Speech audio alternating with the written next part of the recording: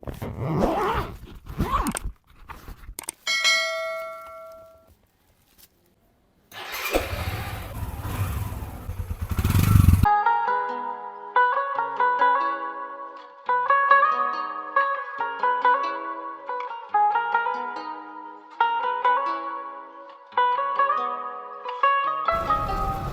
के almost 45 plus kilometre के बाद अभी ऑफ रोड कच्चा ट्रैक शुरू हो गया और इसके बाद प्योरली चोलिस्तान डेजर्ट में हम एंटर हो जाएंगे। चोलिस्तान के जो शुरू के इलाके हैं उनकी एक मखसूस बात यह है कि वहाँ पर काश्तकारी होती है। जिस तरह आप ये दाएं बाएं देख सकते हैं, यहाँ पर लोगों ने ज़मीनें काश्त की हुई हैं और यहाँ का ज़ेरे ज़मीन पानी जहाँ पर मीठा होता है वहाँ पर फसल हो जाती है, लेकिन जहाँ पर खारा होता है वहाँ पर फसल नहीं हो सकती।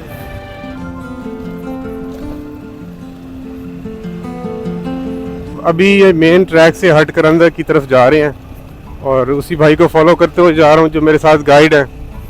तो मेन रोड से उन्होंने बताया था कि हम तकरीबन 25 से 30 किलोमीटर का ट्रैवल करेंगे यहाँ पर डेजर्ट में और अपना जो टोबा है वहाँ पर पहुँच जाएंगे। और मुझे अभी तकरीबन आधा घंटा हो गया यहाँ पर ड्राइव करते हुए। तो रास्ते में बिल्कुल सुनसान जगह है, जंगल का समा है, ना कोई आबादी नज़र आई है ना कोई मुसाफिर नज़र आया है। तो मैं सोच रहा था कि मैं यहाँ पर अकेले ही आ जाऊँ लोगों की गाइड लेते हुए, लेकिन अब रास्ते को देखते हुए लग रहा है कि ये पॉसिबल नहीं होता कि मैं अपने मकाम पर पहुँच सकता। तो अच्छा हो गया कि मैंने इन भाई की जो है एक्सपर्टीज़ ले ली, इनकी सहूलत हासिल कर ली कि ये मुझे उस टोबे तक ले जाएं, वरना शायद मुझे यहाँ रास्ते में ही कैंप लगाना पड़ता और वापस जाना पड़ता।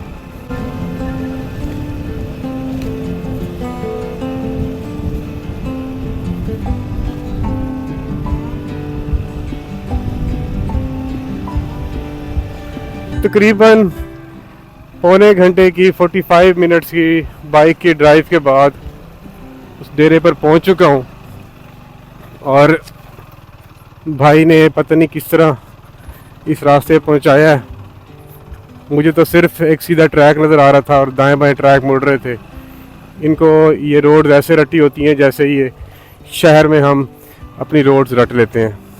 तो ये सामने मेरे ख्याल में एक जानवरों का शेड बना हुआ है। इसके बाद ये भाई डेरा बता रहे हैं।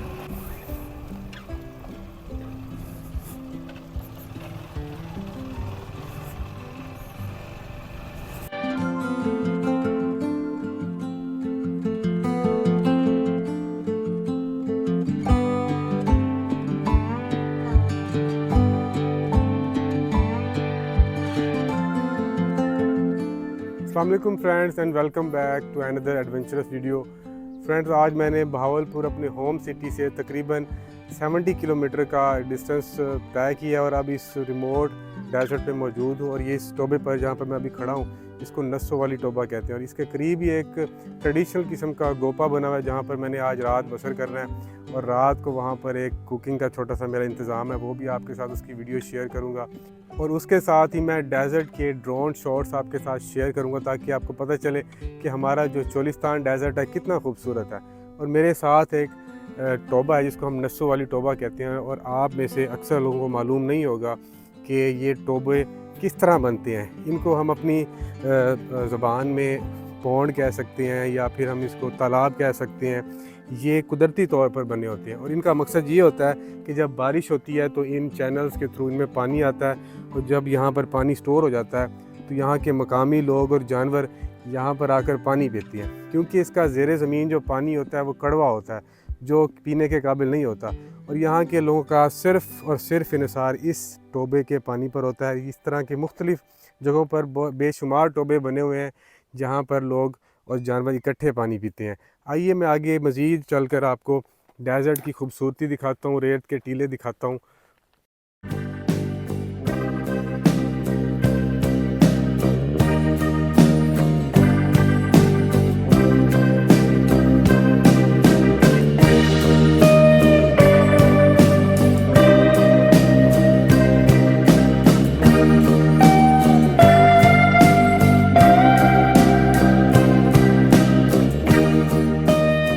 देर देर बाद जैसे ही शाम ढलने लगेगी इस टोबे पर बेशुमार भेड़, बकरियां और गायें आपको देखने के मिलेंगी, क्योंकि सारा दिन डेजर्ट में चरने के बाद यही सिर्फ जगह होती है, टोबे होते हैं जहां पर ये जहां के जानवर और यहाँ के लोग पानी पीते हैं।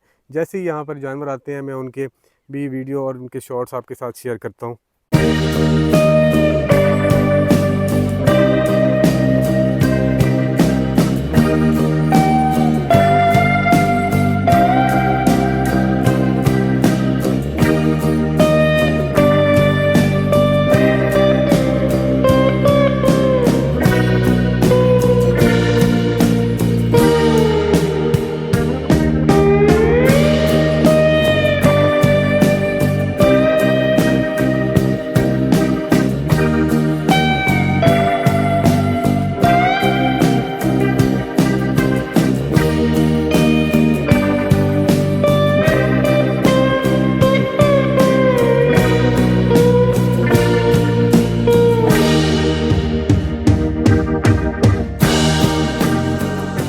जैसे मैंने आपको बताया था कि हमने बावलपुर से ऑलमोस्ट 75 किलोमीटर का सफ़र तय किया था, जिसमें से ऑफ रोड जो ट्रैक है तकरीबन 25 से 30 किलोमीटर का है। उसके बाद हम इस जगह पर है जो चोलिस्तान रेगिस्तान है, इस रिमोट जगह पर पहुंचे हैं, दूर दराज इलाके में पहुंचे हैं। इसके चारों तरफ जो इलाका है, इसका जो चारों तरफ का इलाका है, जैसे मैंने आपको ड्रोन शॉट्स में दिखाया, बिल्कुल गैर आबाद है।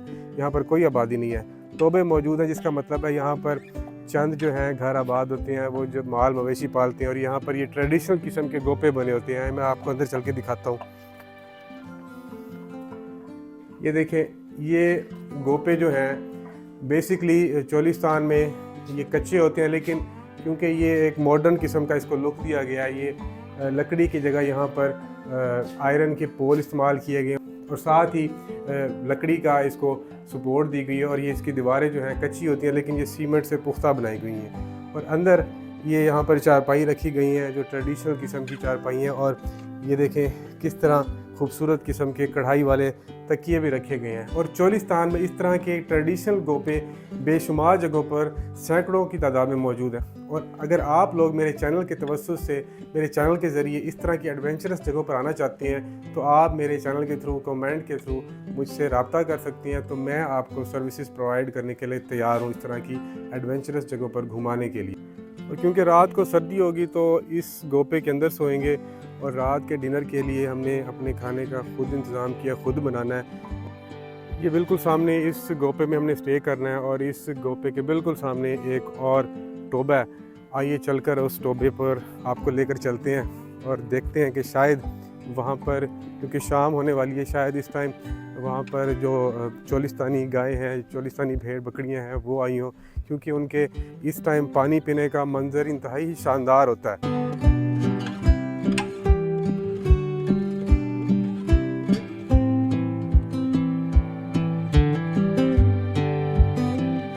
ये देखिए जी, बिल्कुल ये आपके सामने ये परिंदा उड़ रहा है, ये मुर्गाबी है।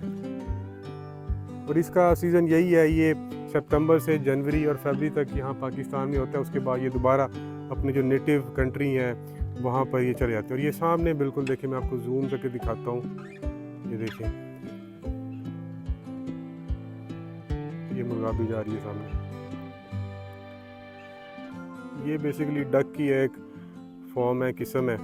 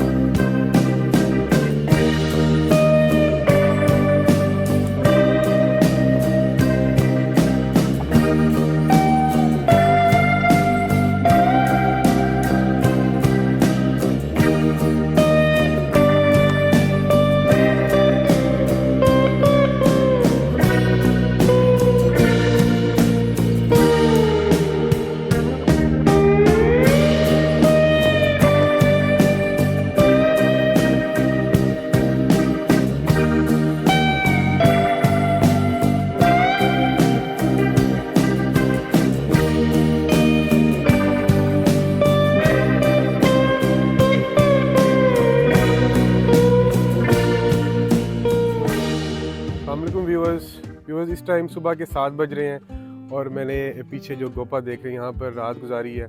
और सामने आप सूरज का एक शानदार नज़ारा देख सकते हैं और टाइम लैप्स में मैंने आपके साथ शेयर किया है। और अभी मेरे साथ अब्बास भाई मौजूद हैं यहाँ पर, ये मकामी यहाँ पर रहते हैं और सुबह सुबह इन्होंने मेरे लिए कॉफ़ी तैयार की है और कॉफ़ी पीने के बाद 15 मिनट बाद मैं यहाँ से रवाना होऊंगा। और डेज़र्ट में चाहे गर्मी हो चाहे सर्दी, गर्मियों में यहाँ पर आपको गर्मी बर्दाश्त नहीं होती और सर्दियों में इंतहाई सर्दी पड़ती है कि आपके लिए नाकाबिले बर्दाश्त होती है। तो रात में इस सामने गोपे में सोया हूँ जहाँ पर इतना ठंड का इंतज़ाम नहीं था, कंबल वगैरह नहीं थे, तो नींद बड़ी मुश्किल से आई है।